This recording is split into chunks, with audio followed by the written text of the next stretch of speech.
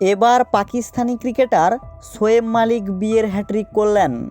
অনেক দিন ধরেই শোনা যাচ্ছিল দুই তারকা নাকি আলাদা থাকেন, তাদের একটি সন্তানও রয়েছে। সেই সন্তানকে যদিও তারা এখনও একসঙ্গেই দেখাশোনা করছেন, ক্রিকেটার শোয়েব মালিক এমন এক ভয়ঙ্কর কাণ্ড ঘটালেন যার জন্য 12 বছরের সম্পর্ক ভেঙে গেল। প্রথমবার 2002 সালে আয়েশা সিদ্দিকে জীবন সঙ্গিনী বানান, তবে সেই সম্পর্কে টান ধরলে 2010 সালে ভারতীয় টেনিস তারকা সানিয়া মির্জার সঙ্গে দ্বিতীয় বিয়েটি করে ফেলেন। এরপর গতকাল তৃতীয় বিয়েটি সারলেন। এবার বিয়ে করলেন পাকিস্তানি অভিনেত্রী সানা জাভেদকে। এখন প্রশ্ন উঠছে, দুজনের মধ্যে এমন কি হলো যার জন্য তারা আলাদা হয়ে গেলেন? বিষয়টি জানতে পুরো ভিডিওটি দেখতে থাকুন।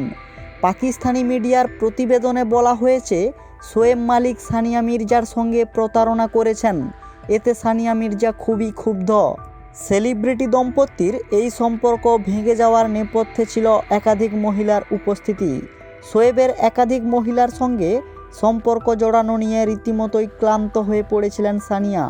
সানিয়ার উপস্থিতিতে বাড়িতে একাধিক মহিলাকে নিয়ে আসতেন, যার জন্য দিনরাত দুজনের মধ্যে অশান্তি লেগেই থাকতো।